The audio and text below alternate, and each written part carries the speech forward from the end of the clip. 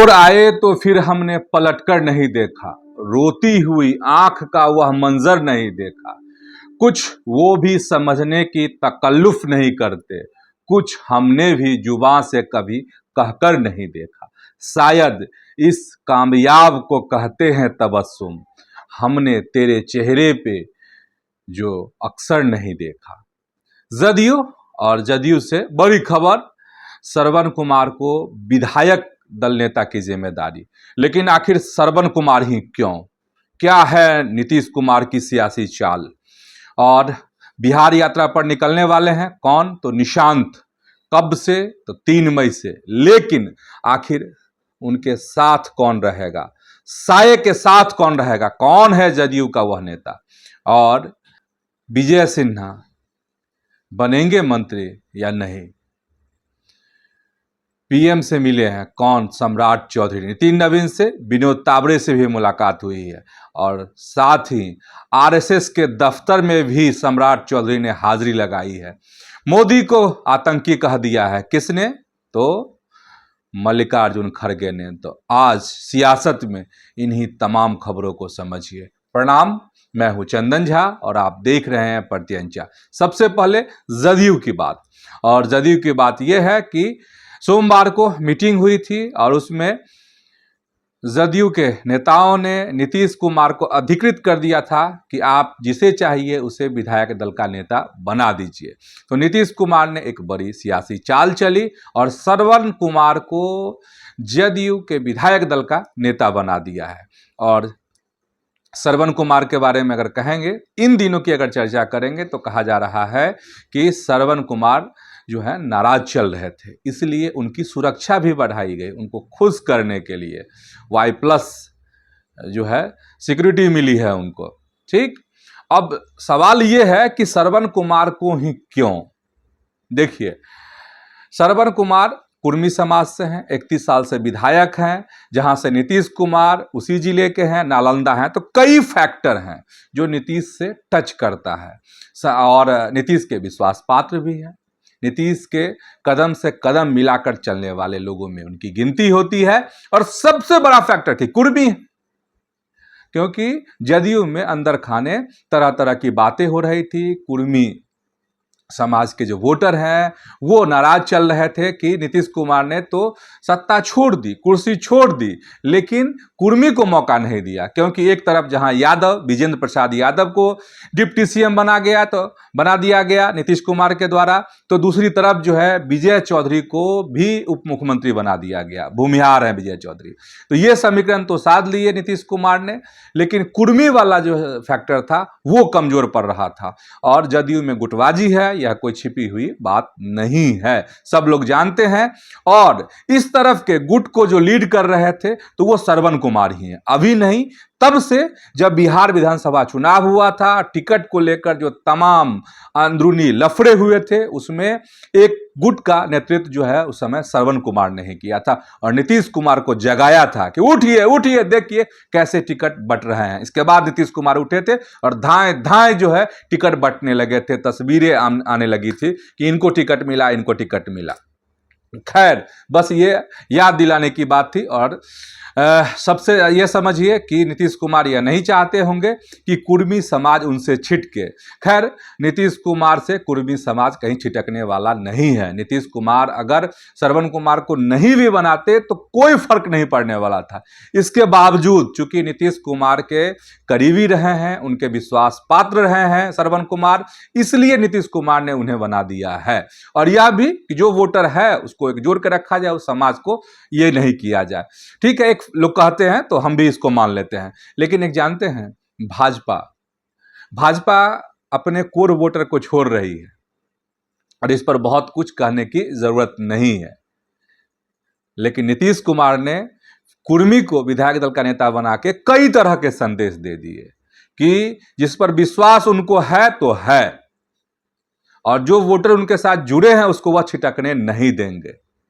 लेकिन भाजपा अपना नया प्रयोग कर रही है, मद मस्त पार्टी है उसकी। भाजपा के अभी प्रधानमंत्री हैं, 16 राज्यों में मुख्यमंत्री हैं, तो मिजाज जो है सो एकदम चढ़ा हुआ है, करेजा तना हुआ है बीजेपी का, तो अपना लेती है निर्णय। तो कोर वोटर नहीं छीट के, हर पार्टी की कोशिश होती है, लेकिन अपना ठीक है, भाजपा है वो तो हाथी की चाल में है अभी भाजपा, उसको अभी कुछ समझ में आ नहीं रहा है। और होता है जब सत्ता हाथ लगती है तो चाल ऐसी ही हो जाती है, मंद। ठीक है, खैर चलिए, ये हो गया।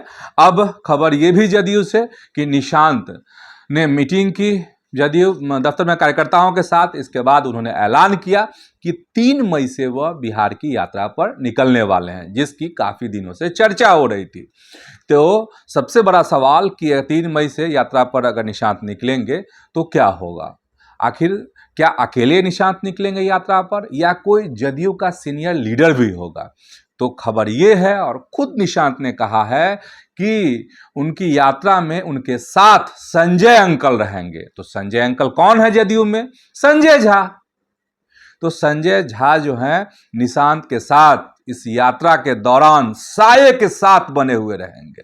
ठीक, अब चलिए, अब चलते हैं कहां पर? तो बीजेपी की खबर, सम्राट चौधरी की खबर, बिहार के मुख्यमंत्री की खबर।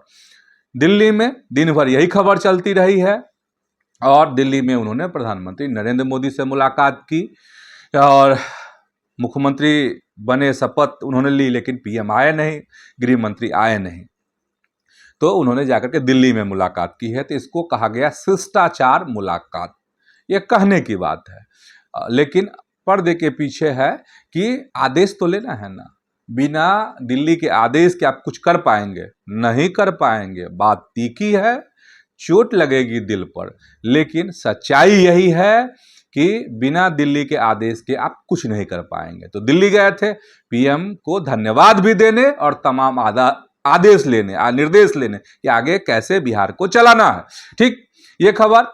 इसके बाद नितिन नवीन से भी उनकी मुलाकात हुई है, और बिहार के भाजपा के जो ये हैं प्रभारी विनोद तावरे से भी उनकी मुलाकात हुई है। मुलाकात संक्षिप्त थी, 5 मिनट की ही मुलाकात थी, और इस मुलाकात में कहा जा रहा है कि जो कैबिनेट का विस्तार होने वाला है उस लिस्ट पर चर्चा हो गई है, बात बन गई है, आदेश ले लिया गया है दिल्ली से, मतलब पार्टी के राष्ट्रीय अध्यक्ष नितिन नवीन से और बिहार प्रभारी से बता दिया गया है कि ये टीम में रहेंगे। ठीक, अच्छा, अब यहां पर जब चर्चा हो रही है टीम की, अच्छा इसमें फटाफट बता देते हैं, फिर हम इस खबर पर आएंगे। क्या इसके बाद जो है बिहार भवन में उन्होंने भाजपा के कार्यकर्ताओं के साथ भी बिहार के मुख्यमंत्री सम्राट चौधरी ने मीटिंग की, और इसके बाद जब तक हम रिकॉर्ड कर रहे थे तो उस समय दिल्ली में आरएसएस का जो दफ्तर है, जो ऑफिस है आरएसएस का, राष्ट्रीय स्वयंसेवक संघ का जो कार्यालय है, वहां पहुंचे थे। वहां तमाम जो संघ के प्रचारक हैं, संघ के जो लोग हैं, उनसे उनकी मुलाकात चल रही थी। किन की? तो सम्राट चौधरी की, यानी हाजिरी लगाई है आरएसएस दफ्तर में। बिना हाजिरी कुछ नहीं होगा। ठीक ना? चलिए, और उनको एहसास भी होगा कि अगर आरएसएस के एक धड़े का समर्थन अगर नहीं मिलता तो यह कुर्सी उनको सिर्फ नीतीश कुमार के कहने से भी शायद हासिल नहीं होती। ठीक है, तो पूरे धड़े का समर्थन नहीं है, कुछ धड़े का, ऊपर टॉप लीडरशिप जो है उनका समर्थन उनको आरएसएस का मिला है इस कुर्सी को हासिल करने में बिहार में। ठीक, अब ये भी समझिए खबर। हाँ, आपको कह रहे थे हम मंत्रिमंडल विस्तार की बात कह रहे थे, तो मंत्रिमंडल विस्तार में एक, पहले जदयू की बात कह देते हैं, और जदयू में श्रवण कुमार के हवाले से बयान आया कि नीतीश कुमार से कहा गया है, और नीतीश कुमार ने इस बात को कहा है कि इस बार जो मंत्रिमंडल बनेगा उसमें जदयू के मंत्रियों की संख्या ज़्यादा होगी।